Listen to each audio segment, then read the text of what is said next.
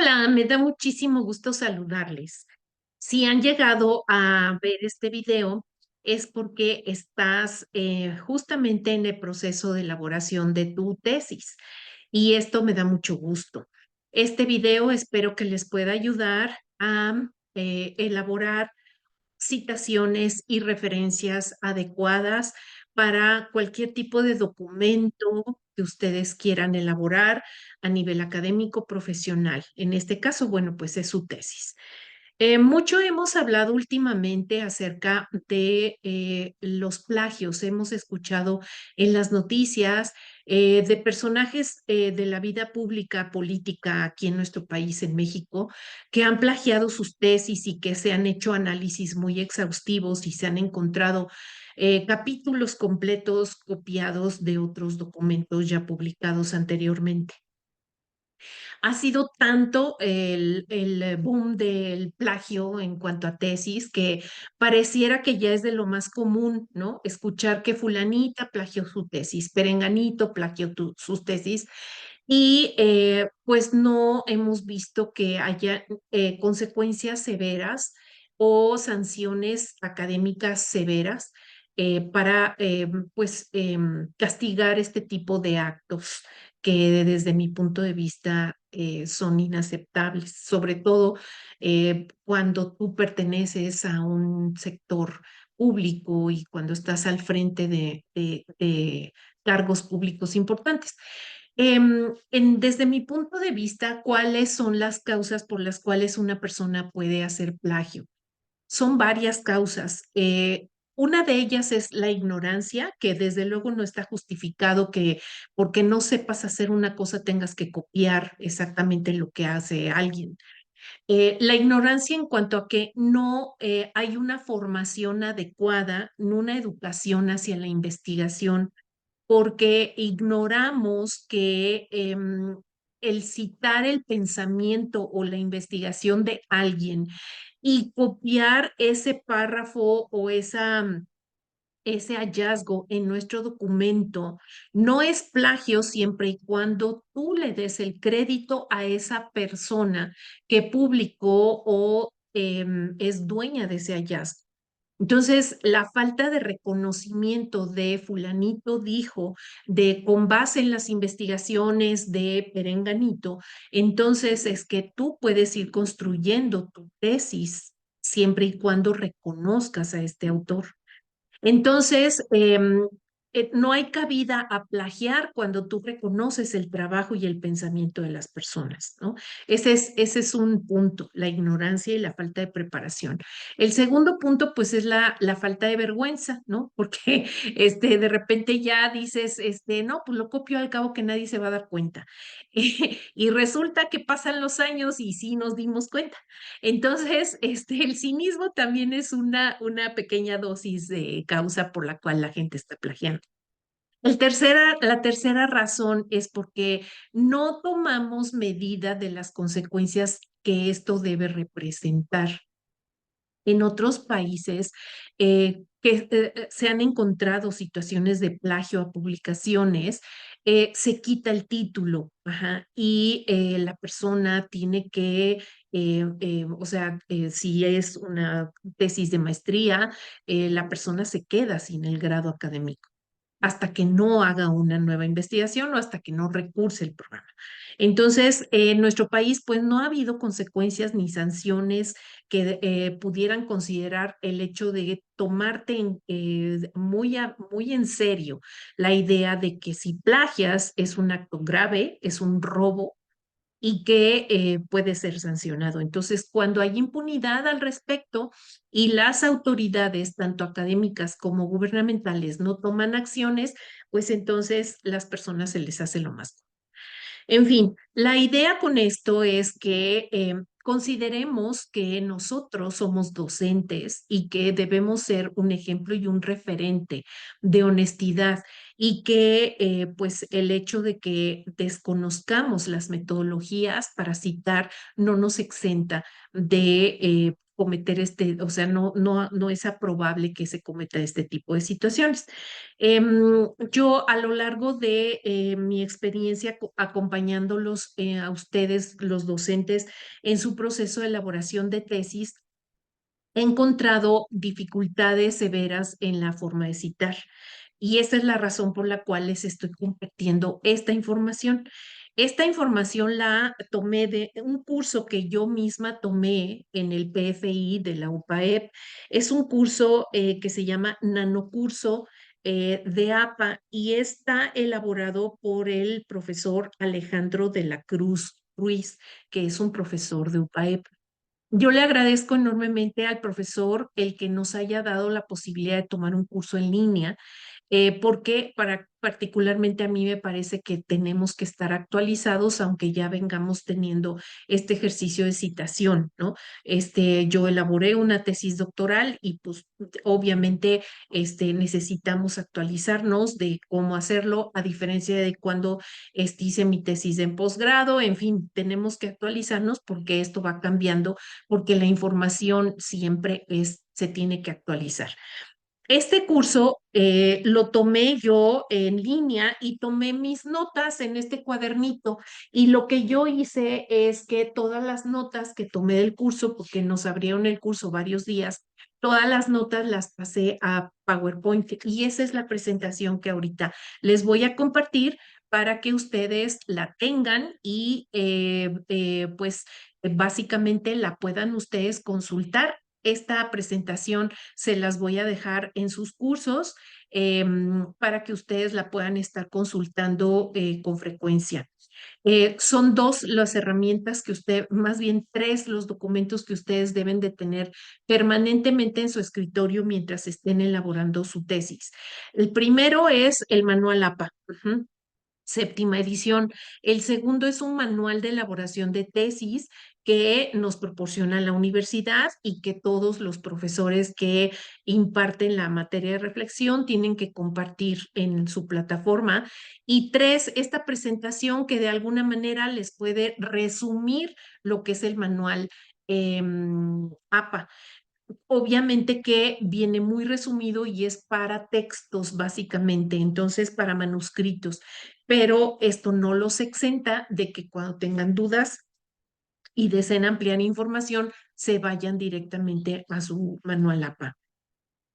Entonces, miren, este le llamó microcurso APA séptima edición, tomado del nanocurso APA del profesor Alejandro de la Cruz Ruiz, que fue quien impartió el curso, y aquí le pongo apuntes míos, ¿no? Que son los que voy a compartir con ustedes.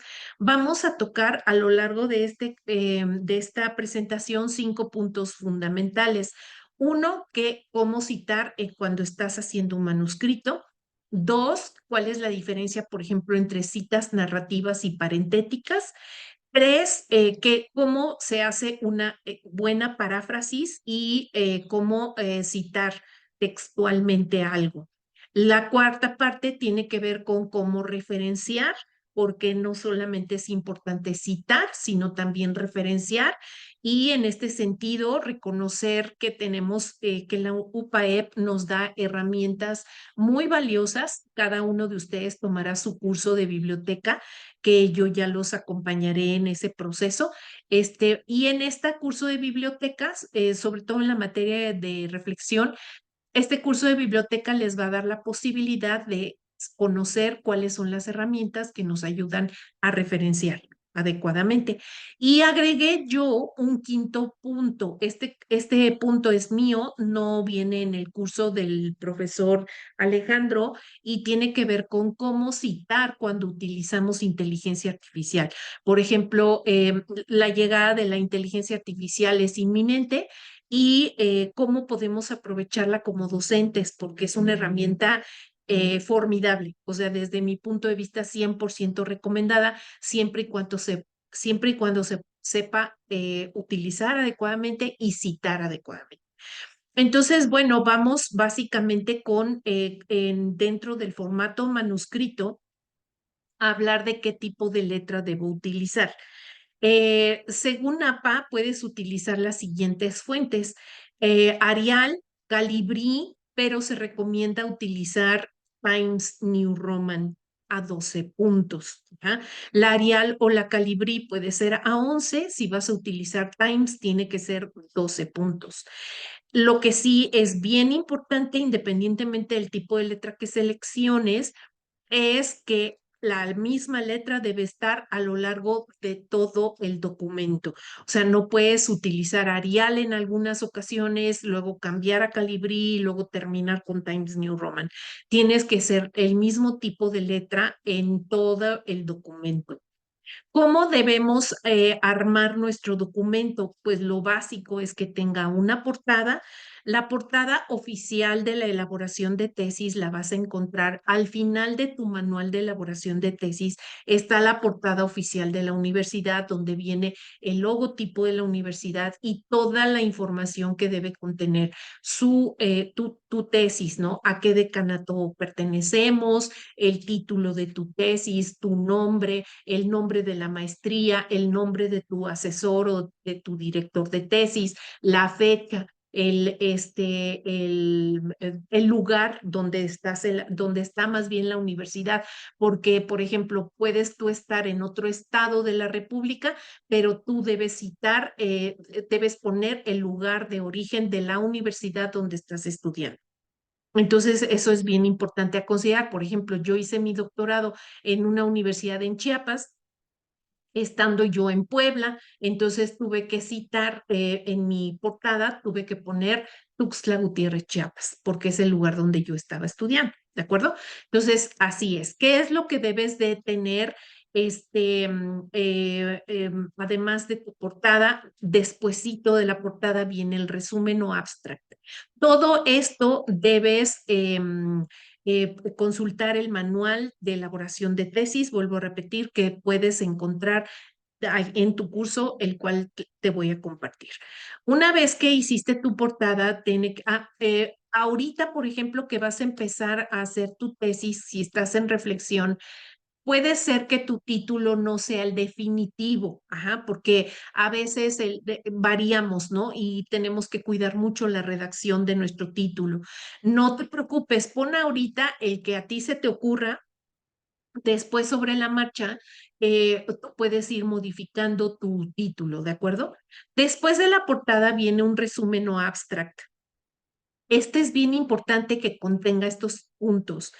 En el resumen o abstract no debes de tener más de 200 palabras. El resumen o abstract es lo que habla acerca de los aspectos esenciales de la investigación y es el primer contacto que tiene el lector con tu documento. Debes de cuidar muy bien la estructura y poner cuál es tu objetivo, una síntesis de tu problema y los hallazgos principales.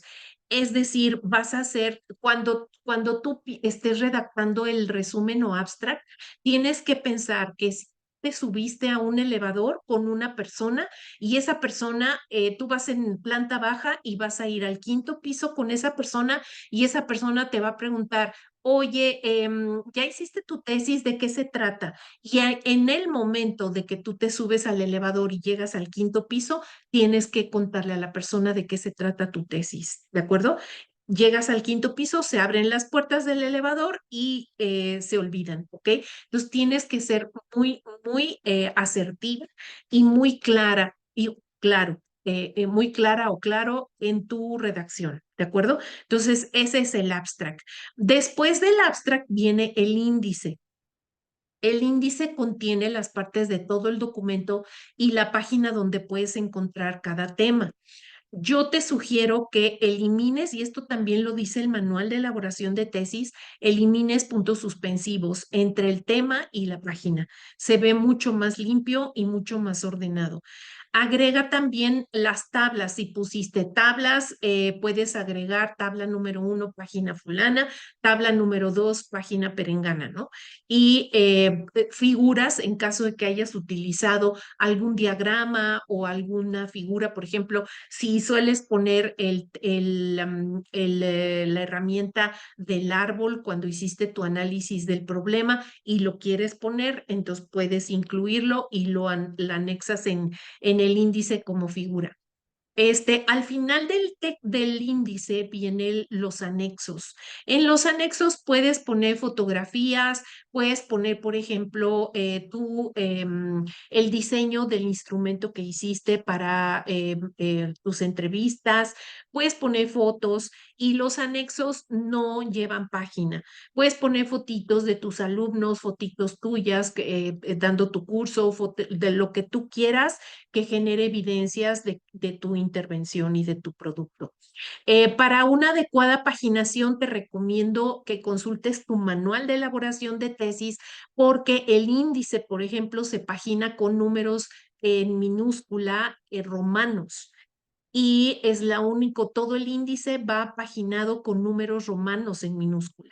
A partir del capítulo 1 en adelante ya se utilizan números arábigos. Entonces, por favor, chécalo para que puedas cubrir con este requisito. Aquí te pongo un ejemplo de una elaboración de un índice. Esto es, aquí como puedes ver, nuestra alumna no puso puntos suspensivos. Básicamente ella está marcando los títulos con negritas del concepto, la introducción, el capítulo 1, la paginación, la introducción, ella marca sus números diminutivos en romano y los números arábigos a partir del capítulo 1. Es un índice muy limpio, muy estructurado, con bastante orden y respetando desde luego los márgenes y todo el espacio. ¿Ok? Ahora, los encabezados. Este es bien importante que consideres que el encabezado incluye la paginación y la paginación es el número de la página va en la parte superior derecha de la hoja, ¿ok? Y la portada ya cuenta como página 1.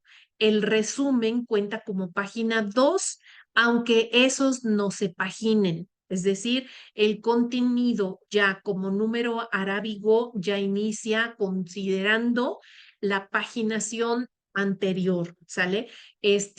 Así es de que, por ejemplo, tu índice puede ser ya la página 3, por ejemplo, ¿no? Perdón, tu introducción. Ahora, el título completo va en negritas, centrado y con espacio adicional. Es decir, el capítulo 1 lo vas a centrar con negritas en un espacio adicional de separación respecto a la información que viene abajo. Y se deben utilizar mayúsculas y minúsculas. Los títulos nunca van con mayúsculas y yo les recomiendo, profesores, porque de repente encuentro la mala costumbre de escribir con mayúsculas. No sé a qué se deba. Creo que esto viene de documentos del gobierno que de repente se escribieron con mayúsculas. Esto es inadecuado. Y aquí en un paréntesis, si tú sueles escribir en mayúsculas en el WhatsApp, deja de hacerlo porque es inadecuado. Si tienes Twitter y utilizas el Twitter para comunicarte, no lo hagas con mayúsculas. El expresidente Fox lo hacía con mayúsculas y se lo acabaron. Entonces, procura porque es parte de tu imagen y parte del cuidado personal, profesional. Ok, aquí te voy a poner también cómo debes comenzar, por ejemplo, los bloques de los textos, cómo deben ir y qué tipo de alineación debes utilizar. Por ejemplo, el espaciado debe ser a doble espacio en todo el texto y la alineación debe ir justificada solamente a la izquierda. ¿Ok?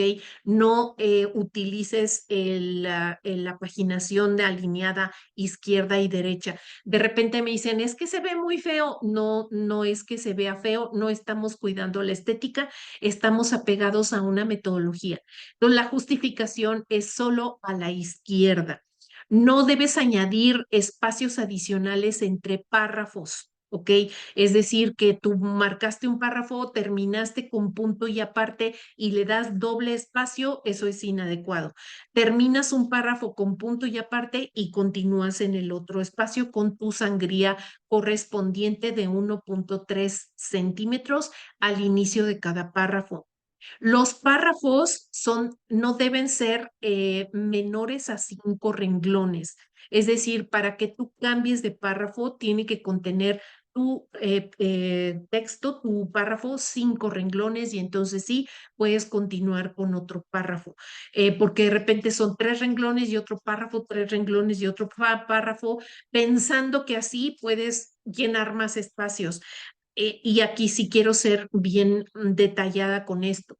Tu tesis debe contener cuando menos 55 cuartillas, ¿ok? Desde el capítulo 1 hasta las referencias. Perdón, no, hasta antes de las referencias. ¿Ok? Desde el capítulo 1 hasta el final del capítulo 4, porque la tesis tiene 4 capítulos, deben ser 55 cuartillas. ¿Ok? Entonces, de repente es que me faltan 5 cuartillas, ¡pum! Le meto espacio y espacio y espacio para llenar todos los cuartillas. No, eso es incorrecto.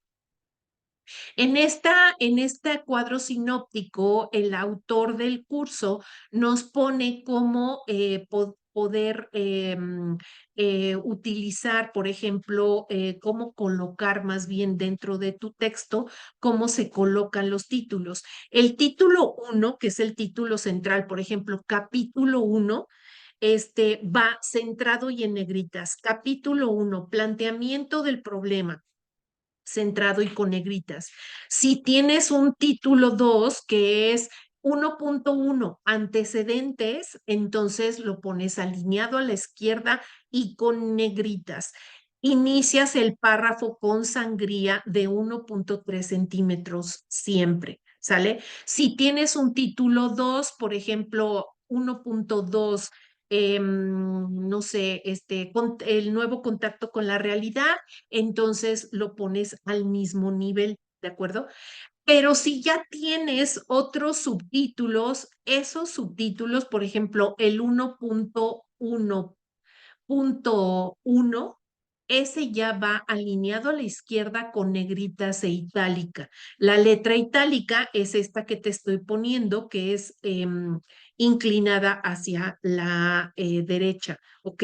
Y así vas utilizando los títulos, ya sabes, 1.1.1, 1.1.2, 1.1.3, y así vas iniciando con sangría cada una de las regiones. Aquí te voy a decir, por ejemplo, que hay un manual, es para documentos cortos, hay una plantilla APA de la 7ª edición disponible en Google Documents. Tú le tecleas, entras a Google Documents y así le tecleas plantilla APA 7ª edición, pero esto es para documentos cortos, ¿ok? Aquí te pongo el ejemplo, este es el título del planteamiento. Aquí la alumna pudo haber puesto un espacio, aquí pudo haber puesto un espacio y luego 1.1, que sería básicamente este título, ¿ok? Y pudo haber puso aquí 1.1, elección de la situación educativa a transformar, y luego redacta. Supongamos que viene el 1.2, que es el nuevo contacto con la realidad, entonces lo va a poner exactamente igual que aquí y lo va a poner en esta mismo orden. Cada uno de los párrafos cuenta con su sangría de 1.3 centímetros.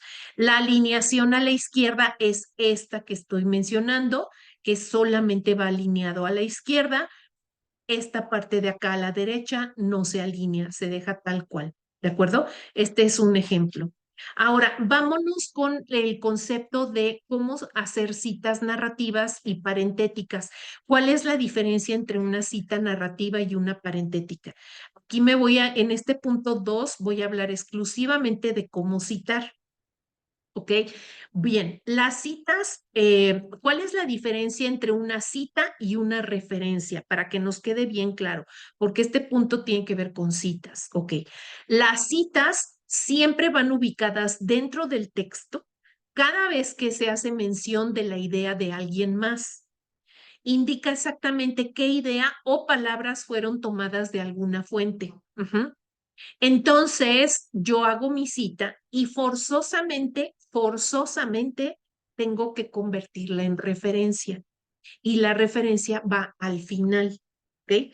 Las citas ofrecen los datos básicos de la fuente para que el lector pueda buscarlos en la lista de referencias, si así lo considera. Ok, el autor, digo, el lector puede ser que no lo considere, pero yo que soy la maestra y que estoy revisando tesis, cada cita que ustedes hagan, tengo que revisar que encuentre el contenido completo en la referencia. Y sucede que aquí, exactamente en este punto, es cuando me doy cuenta de que el alumno está plagiando, porque entonces él copió y pegó con todo y cita, y cuando me voy a la hoja de referencias no aparece el autor, ¿de acuerdo? Entonces ahí es plagio, ¿sí? Es bien importante que cada cita que ustedes hagan en su cuerpo, en su texto, esté referenciada.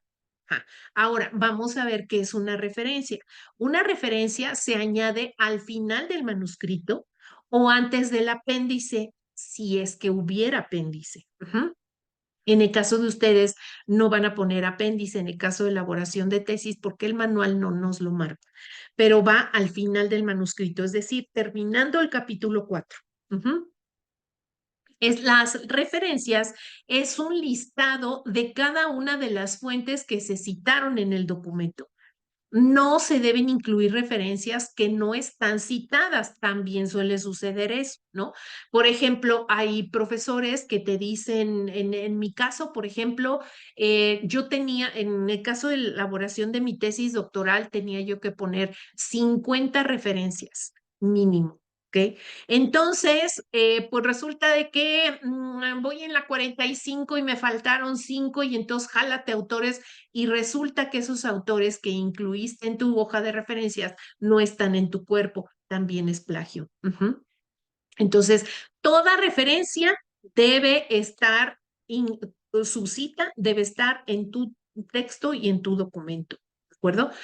¿Por qué? Porque la referencia ofrece la información completa y necesaria para encontrar la fuente original. Entonces, por ejemplo, si yo estoy hablando de la educación para la incertidumbre y estoy citando al autor que se llama Edgar Morán, ¿sale? Entonces yo pongo, según sea, si es una parentética o una cita, yo cito a mi autor, pongo el apellido, el año de la publicación del libro, bla, bla, bla, aquí en mi texto. En la hoja de referencias voy a irme a la M y voy a encontrar Morán, E, el año y el nombre del libro o de la publicación de donde yo extraje la cita. ¿De acuerdo? Y eso va como referencia. No se pone bibliografía recomendada, no se pone bibliografía, no, se llama referencias, ¿ok? Esa es la forma adecuada. Una cita, les pongo aquí con letra en itálica, una cita da crédito cada fuente dentro del texto, mientras que una referencia ofrece información completa de la fuente al final del texto, porque la referencia me está diciendo el año de la publicación, el nombre de la publicación, en dónde fue publicado y en algunos casos hasta la editorial. ¿De acuerdo? Eso es la diferencia entre citas y referencias. Pero, queridos profesores, hay diferentes tipos de citas. ¿Y de qué depende que haya diferentes tipos de citas? Dependiendo del énfasis que tú le quieras hacer al texto o al autor en relación con las ideas que tú encontraste, ¿de acuerdo? Un escritor puede, por ejemplo, tener dos tipos de citas, dependiendo de lo que tú quieras obtener y de la intención que tú tengas, ¿de acuerdo? Por ejemplo, vamos a hablar de las citas parentéticas. Las citas parentéticas es que los datos de la fuente van juntos dentro del paréntesis, ¿sale? Entonces, ahorita vamos a poner un ejemplo. Aquí al final de esto, vamos a ver cómo se cita. Dan menor énfasis al autor y mayor importancia a la idea. Ajá. Entonces, si yo estoy hablando de, en ese momento, vuelvo a poner el ejemplo, de educación para la incertidumbre y estoy muy clavada en la definición de educación para la incertidumbre, voy a utilizar una cita parentética citando al autor y definiciones del autor. Pero supongamos que yo quiero resaltar al autor y hablar de su trabajo más que en general de esta definición, entonces lo voy a hacer narrativo. ¿De acuerdo? Y ahorita viene cómo se hace una cita narrativa. Las citas parentéticas pueden aparecer dentro o al final de una oración. Incluye los datos del autor y de la fecha de publicación, separadas por una coma y entre paréntesis. Por ejemplo, y aquí está muy claro, ¿no?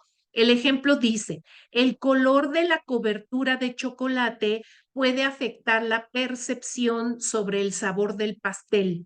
Ujú. Y entonces cito a Villagrán y lo pongo entre paréntesis. Ajá. Villagrán, 2016. Este señor Villagrán debe estar referenciado. En mi hoja de referencias, yo voy a buscar, me voy a ir porque las hojas de referencias están ordenadas por orden alfabético. Entonces yo me voy a ir a Villagrán y voy a encontrar en qué libro y dónde hizo esta publicación. Ujú. Pero en este caso, de este ejemplo parentético, yo le estoy dando mucho más énfasis a la idea, ¿sale? Porque estoy hablando acerca de la importancia de la cobertura de chocolate y cómo la cobertura de chocolate cambia, la importancia de la cobertura del chocolate es importante por el sabor, por la percepción del sabor del pastel. Entonces, para mí es más importante el sabor del pastel, lo que estoy diciendo aquí, que el autor. ¿De acuerdo? Ahora, este mismo ejemplo lo vamos a hacer y lo vamos a revisar en una cita narrativa. Ujú. Vamos a ver, a diferencia de las parentéticas, las citas narrativas dicen que la mención de la fuente se integra en el texto, o sea, va dentro del texto. Puedes inclusive iniciar con ella, con la cita, y el resto de los datos se separan en uno o más paréntesis según haga sentido en el texto. Este tipo de citas narrativas enfatizan tanto al autor como a la idea. Por ejemplo, yo abro mi paréntesis desde luego con mi sangría y digo, Villagrán, aquí ya estoy haciendo énfasis en el autor, entonces lo saco del paréntesis y dejo solamente el año de la publicación, lo dejo entre paréntesis, ¿sí? Y yo digo, Villagrán nota que el color de la cobertura de chocolate puede afectar la manera en que las personas perciben el sabor del pastel. Ujú.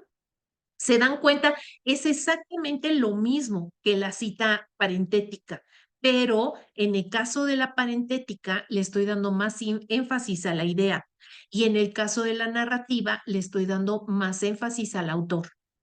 ¿De qué depende? Depende de mi intención, de qué es lo que yo quiera y también depende de mi estilo de redacción.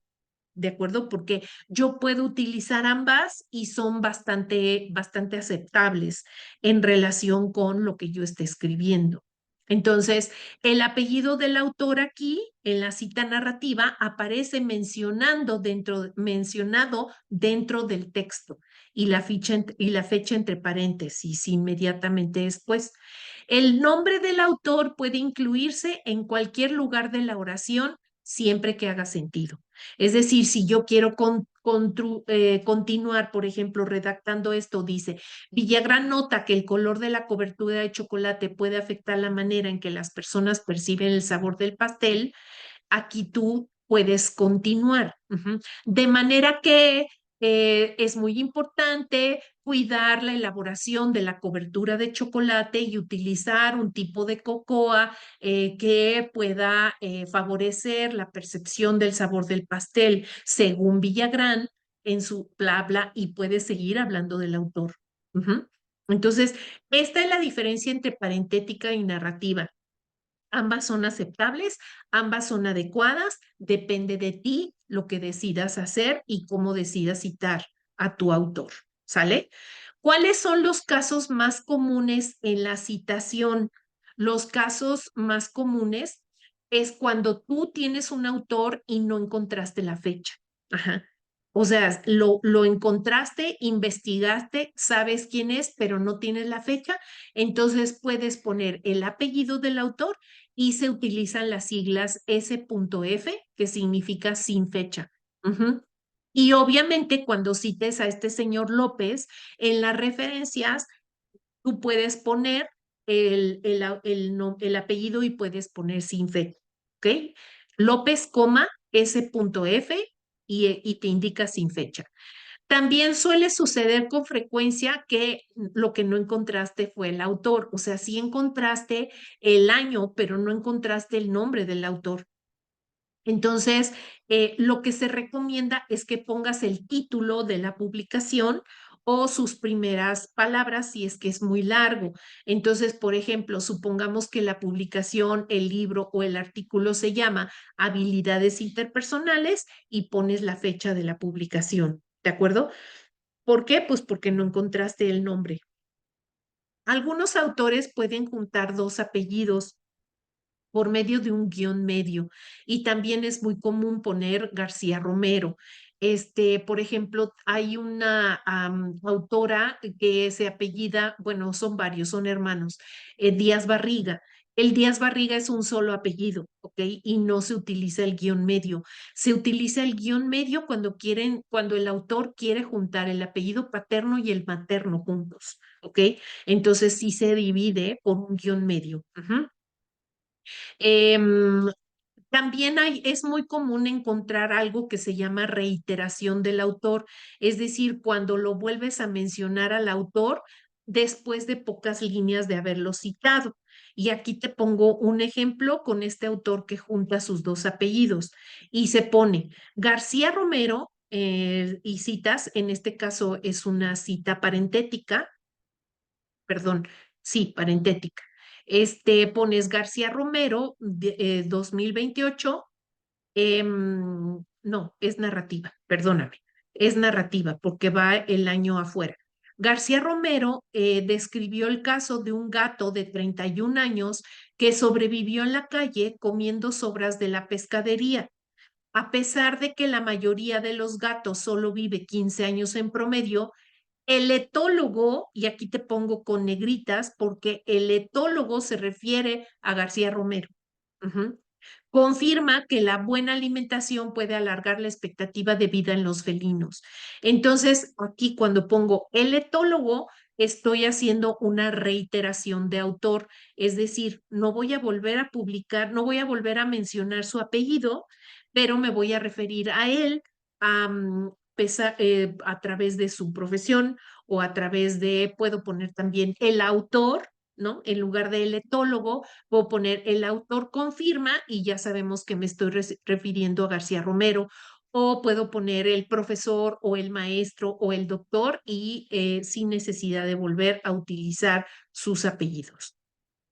A ver, ahora voy en esta tablita les estoy poniendo cómo citar parentética o narrativamente, dependiendo del tipo de autor, ¿no? Por ejemplo, cuando es un autor, ya dijimos que en caso de que el apellido sea Pérez, una cita parentética incluye dentro del paréntesis el apellido y el año de la publicación. Si la quiero hacer narrativa, entonces va el apellido afuera y el año dentro de paréntesis. ¿De qué depende el que yo cite parentética o narrativa? Depende de la importancia que yo quiera darle a la idea o al autor. ¿De acuerdo? Entonces, de eso depende. Cuando son dos autores, se mencionan los dos apellidos, López y Peña, parentéticamente, con el año adentro del paréntesis, y de manera narrativa, los dos apellidos con el año afuera. Si son más de tres autores, se puede utilizar et al. Ujú. Entonces, supongamos que el apellido principal, el primer apellido de la publicación es Corro y puedo poner et al. En el caso, por ejemplo, del libro que nosotros utilizamos mucho para, con nuestra metodología de investigación, acción, tenemos tres autoras que son Fierro, Fortul y Rosas. Son tres autoras. Yo puedo poner Fierro, coma, et al, punto y coma, y el año de la publicación, y es correcto, cuando son tres o más autores. Ahora, ¿qué pasa cuando es un autor grupal con abreviaturas? Ok, cuando haces la primera mención, tienes que poner completo el nombre de la institución. Supongamos, en este caso, Secretaría de Educación Pública. Estoy poniendo, si es parentética, todo tiene que ir dentro de paréntesis. Entonces, utilizo las siglas de la SEP en corchete. Ajá. Entonces pongo Secretaría de Educación Pública, abro paréntesis primero, Secretaría de Educación Pública, abro corchete, pongo SEP, coma 2020, cierro paréntesis. Para las subsecuentes menciones, ya nada más puedo utilizar SEP, SEP, coma 2020 en caso de que sea parentética. Esto, pero la primera vez que menciono, lo mismo si hago INEGI, lo mismo si cito a la OMS, si cito a la OCDE, primero tengo que poner Organización para la Cooperación, OCDE y Desarrollo Económico, y luego ya, entre paréntesis, OCDE, y luego ya utilizar OCDE, ¿de acuerdo? Según, pero la primera vez siempre debe ser el nombre de la institución completa. En caso de que sea narrativa, lo mismo, pero aquí está cómo tiene que ir entre paréntesis las siglas de la institución y el año de la publicación o el año en donde se dijo lo que tú vas a referenciar.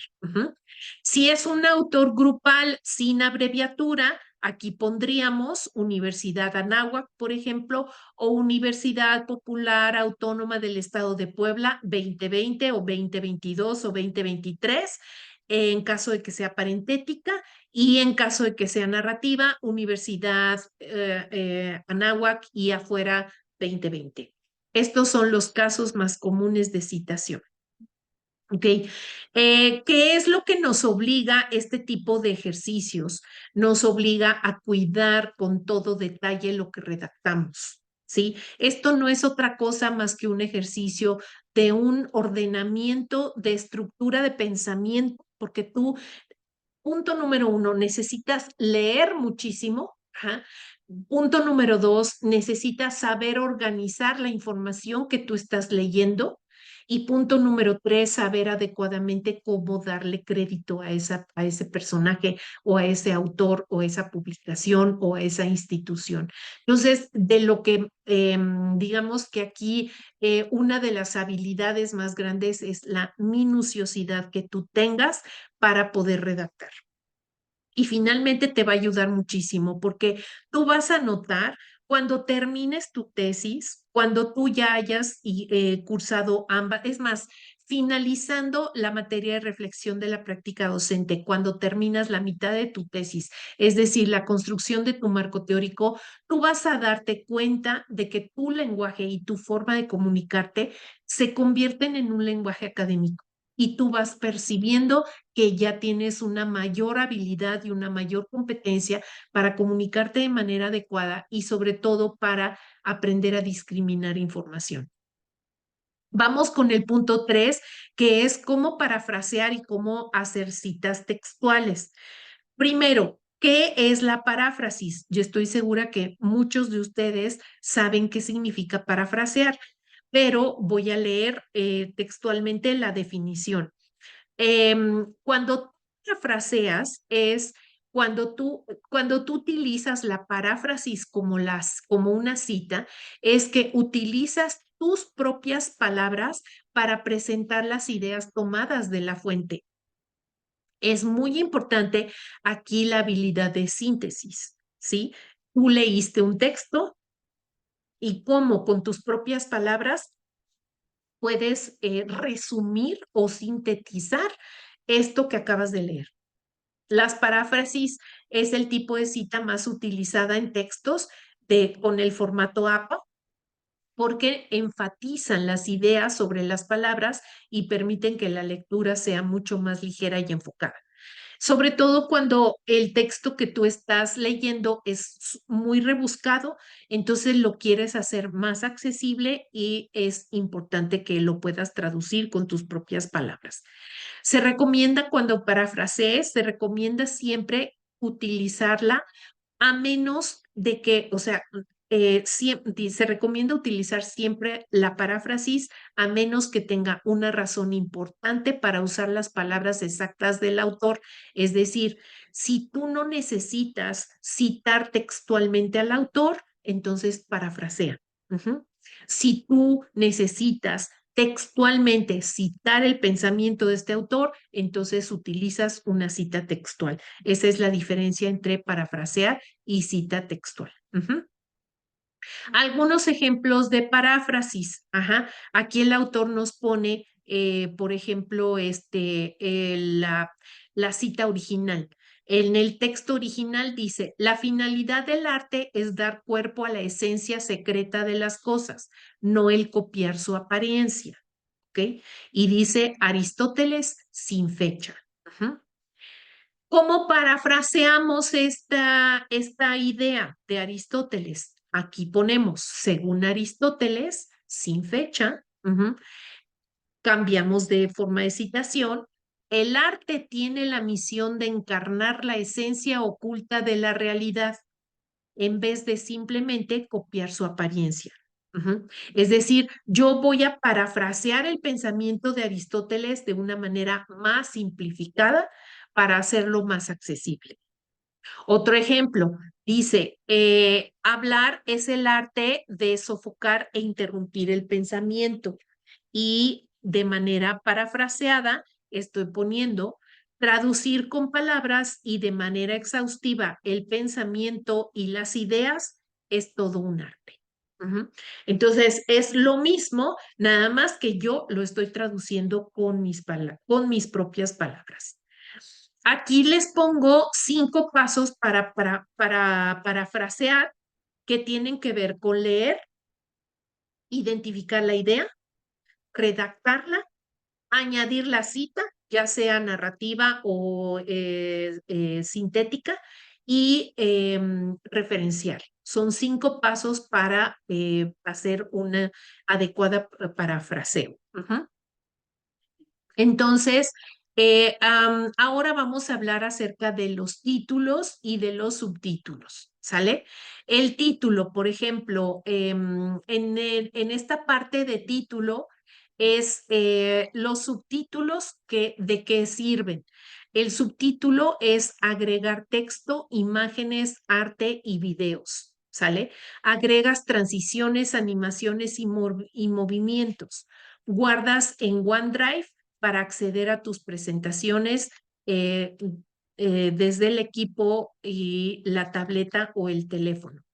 Esto me parece que tiene que ver, déjenme checar porque se me hace que esto, esto es de la misma estructura del PowerPoint.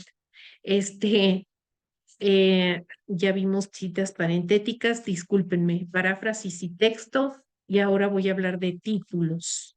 Déjenme ver qué puse en título. Ujú. Sí, a ver, esta es una diapositiva que no va aquí. Seguramente fue un error. Les voy a decir exactamente qué es lo que tiene que ver con títulos. No le hagan caso a esta diapositiva, la voy a corregir. Ok, los títulos. Para capítulos o artículos solo se utilizan la mayúscula en la primera palabra y minúsculas. O sea, los títulos nunca van con totalmente mayúsculas, eso ya lo habíamos mencionado. Se utiliza letra cursiva o letra itálica para títulos de libros y revistas. Esto es para cuando ustedes hagan su parafraseo. Los ponen el nombre y el apellido del autor, el año y ponen ¿cómo se llama? En itálica ¿cómo se llama? El nombre del título. Y bueno, es bien importante tener que tú pongas las fuentes de origen. Ahorita les voy a mostrar exactamente cómo elaborar una referencia cuando pones títulos y citas. Vámonos al concepto de citas textuales. Las citas textuales son palabras tal y como aparecen en la fuente original. Debes utilizar comillas y paréntesis al principio y al final de la cita. Las citas textuales van centradas, ajá, dentro de tu texto. Incluyen siempre el paréntesis con el número de la página, ¿sale? En singular y páginas en plural. Si no existe la paginación, entonces se utiliza el subtítulo y el número de párrafo. Por ejemplo, aquí vamos a reproducir una definición exacta. Dice, el modelo Blended Learning que estoy utilizando aquí, estoy utilizando letra itálica. Ajá, ¿sale? Y lo estoy poniendo inclinadita. Se puede definir, el modelo Blended Learning se puede definir, abro comillas y pongo la definición textual del autor. La presencia de las modalidades cara a cara, ya sea presencial o en línea. Y pongo cara a cara, puse entre paréntesis presencial y en línea puse entre paréntesis no presencial en la propuesta formativa. Puse al autor con apellido paterno y materno junto, utilizando un guión medio y utilizando, citando adentro del paréntesis Osorio Gómez, 2010, página 3, porque aquí estoy haciendo mucho más énfasis a la definición. Ujú. Entonces, esto lo puedo poner dentro de mi texto y entonces lo voy a poner, yo vengo redactando con mi sangría, con mis, ¿cómo se llama? Márgenes, con todo, pero como voy a hacer una cita textual, lo voy a poner justo en el centro. Ujú. Aquí viene otro ejemplo, cuando mencionas las palabras memorables o precisas de un autor, aquí viene, por décadas hemos intentado identificar la diferencia entre ficción y no ficción. Pensar que esta radica en el tipo de contenido no ayuda, pues como opina Fitzgerald, y aquí abro comillas, escribir ficción es manejar un truco dirigido a la inteligencia y el corazón del autor. Y entonces aquí abro el año y la página, como me lo marca cita textual. Ujú. Luego, para responder a la formulación exacta de alguien, estoy redactando. No se equivoca Hernández y pongo el año al notar que las librerías de segunda mano o de viejo, coma, tan frecuentes en la Ciudad de México, abro comillas, son un reflejo y un testimonio de la historia cultural del país. Cierro comillas y pongo la página. Son reflejo en cuanto que muestran las afinidades intelectuales de diversas generaciones. ¿Ok? Estas son las citas textuales. Ahora, de acuerdo a su extensión, si tú vas a hacer el bloque centrado, como lo mencioné hace rato, no debe ser una cita con más de 40 palabras. Si es una cita de bloque. Si es una cita breve, son menos de 40 palabras. Si es una cita de bloque, no lleva comillas. Si es una cita breve con menos de 40 palabras, debes utilizar comilla antes y después de la cita. Se inician en un renglón nuevo y a doble espacio las citas de bloque y en el caso de las citas breves se recomienda siempre usar una cita parentética o narrativa en la misma línea que las palabras tomadas de la fuente y afuera de las comillas. En caso que sea de bloque, se recomienda que el margen sea a la izquierda de 0.5 pulgadas. La cita parentética después de la puntuación del bloque o también puedes poner puntos suspensivos. Si la cita es breve y está al final de la oración, pone el punto después del paréntesis. Si es una cita de bloque narrativa antes del bloque y solo la página entre el paréntesis al final del bloque después del signo de puntuación. En caso de que sea cita breve, si la cita no está al final de la oración, se requiere un signo de puntuación que puede ser una coma. Pone el signo antes de cerrar las comillas. ¿Mm? Esta es la diferencia entre una cita con más de 40 palabras y una con menos de 40. Este es ejemplo de cita breve. Si la cita está al final de la oración, como nos mencionaba antes, dice, la buena alimentación puede ser difícil de describir porque no sabemos qué alimento es el mejor para cada tipo de metabolismo. Y entonces aquí pongo Alonso et al. Y pongo 2008, página 45. ¿Qué quiere decir et al? Que hay más autores, ¿ok?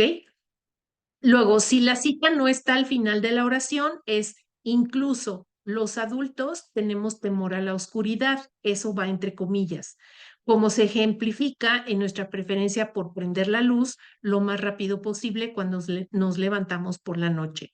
Y aquí utilizo el nombre del autor, el año y la página. Aquí estoy utilizando el punto final que nos recomienda, ya una vez que cerré el paréntesis. Si es una cita narrativa, no es necesario repetir al autor, ni el año, ni el paréntesis, siempre y cuando estos ya aparezcan en la narrativa. Muy bien. Ahora, el punto 4 para para elaborar referencias. Nuestra hoja de referencia debe ser así, citada como referencias. ¿Cómo elaborar nuestra lista de referencias? Primero, el título va centrado y en negritas, referencias. Y luego comienzo la lista. Esta lista se ubica al finalizar el trabajo y antes del apéndice si lo hubiera. En el caso de ustedes, vuelvo a repetir, va después del capítulo 4. Cuando terminaste tu capítulo 4, colocas la hoja de referencias y estas hojas no van paginadas. Cada referencia contiene la información para identificar y recuperar los trabajos citados en el texto. Solo debe incluir el material citado en el trabajo. Y se utiliza algo que recomienda la APA, que es la sangría francesa. La sangría francesa es que tú escribes el nombre del autor y si continúa la información de la referencia, entonces metes sangría francesa y es un espacio antes, o sea, después del primer párrafo, es un espacio después que tú das continuidad a la información de la referencia. Por ejemplo, aquí está. Esta es la sangría francesa. Si ustedes se fijan aquí dice el apellido del autor, JM, el año, la información y en el segundo renglón, este espacio es sangría francesa. ¿Ah? Entonces, hay que dejar un espacio para el segundo renglón. En todos los casos, aquí viene la sangría francesa, aquí también, aquí también, aquí también.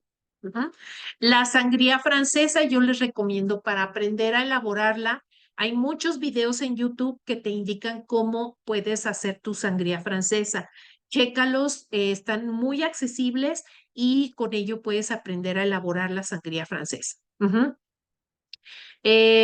Los autores pueden ser una persona o grupo de personas, organizaciones, instituciones y siempre ustedes saben que va primero el apellido y la inicial del nombre. Apellido, coma, inicial del nombre, punto y entre paréntesis el año. El año es la fecha de publicación, luego viene el título y la fuente de origen. La fecha de publicación va entre paréntesis para libros, por ejemplo, 2020, y si la publicación es periódica, se coloca la fecha con el mes, por ejemplo, agosto 10 del 2020. Cuando no se tiene la fecha, ya les recomendé que pongan ese punto F. Los títulos. Para capítulos o artículos solo van mayúsculas la primera palabra. Este va primero. Se usa letra cursiva para títulos de libros y revistas. Este va en segundo lugar. Ejemplo, el boom de las apps de entrega a domicilio. Y entonces esto se publicó en el Universal.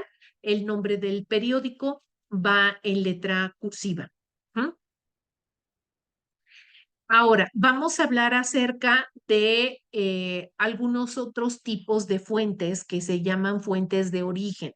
Por ejemplo, ¿qué pasa cuando voy a citar trabajos académicos en línea? Es bien importante utilizar la URL.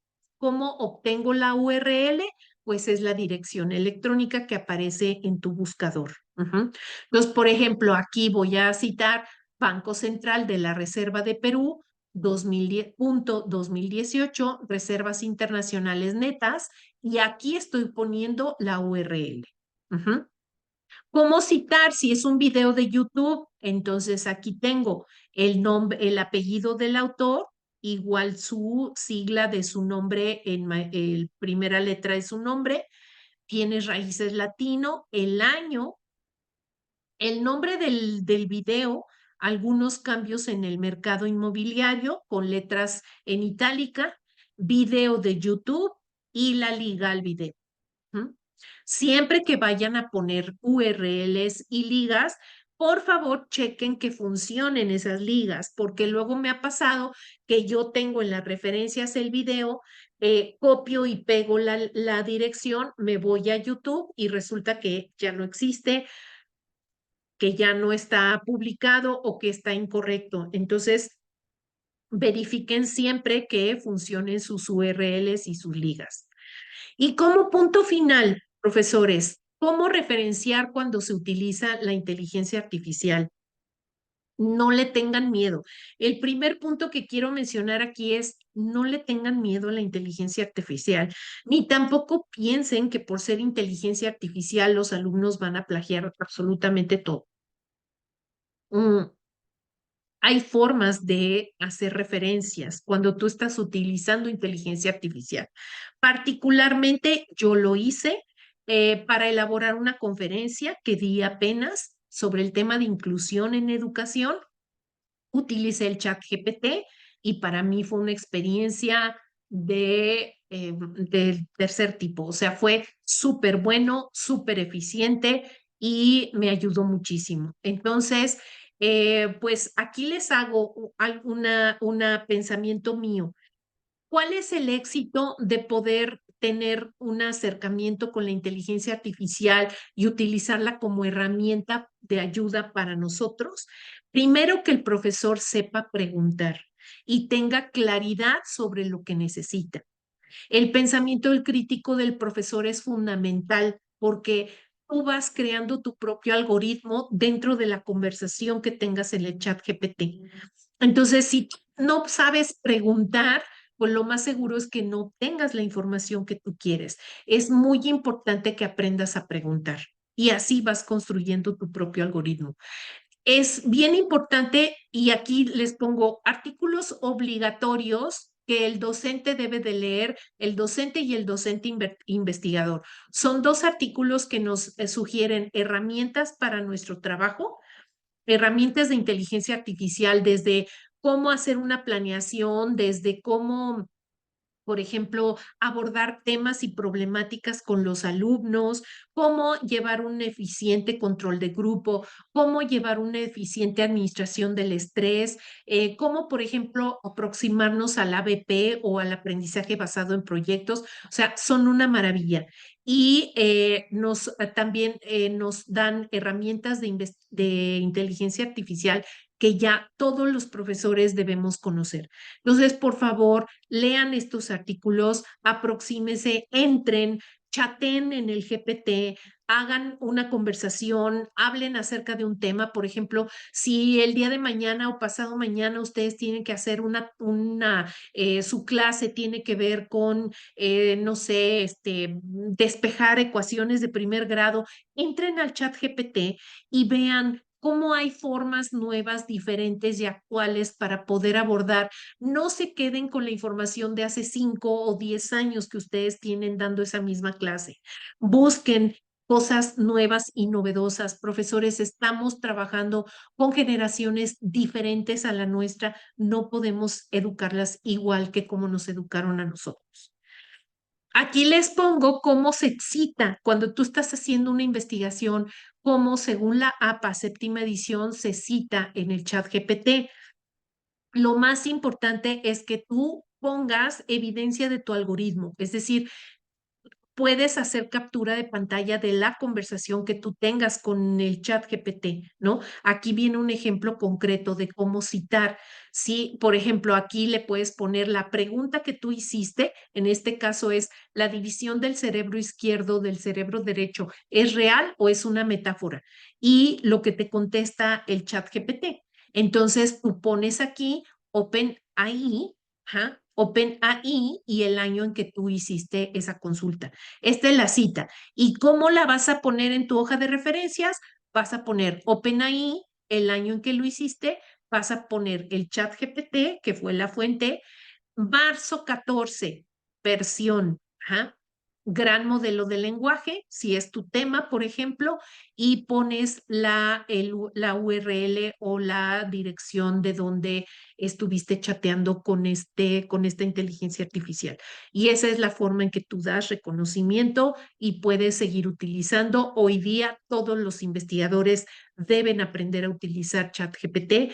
Quien no lo haga o quien tenga resistencia a utilizar este tipo de herramientas se irá quedando en la obsolescencia poco a poco, ¿sí? De manera tal que en alguna ocasión me preguntaron que si los profesores íbamos a ser una especie en extinción. Y yo siempre he dicho, no, los profesores no somos una especie en extinción, siempre y cuando estemos aprendiendo constantemente y nos estemos familiarizando con la nueva tecnología y la estemos incorporando a nuestro quehacer día con día, ¿de acuerdo?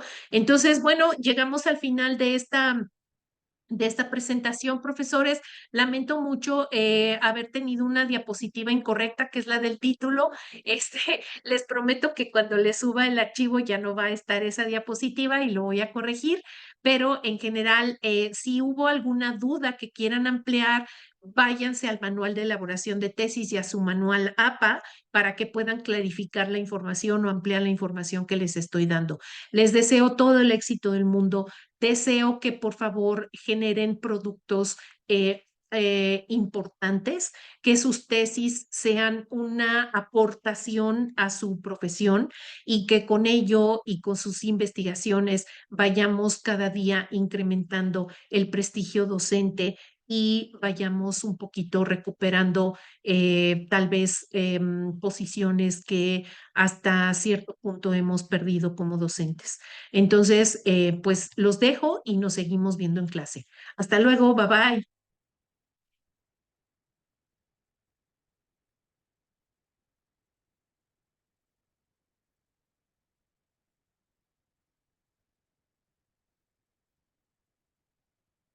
Le pongo en meeting, ¿verdad?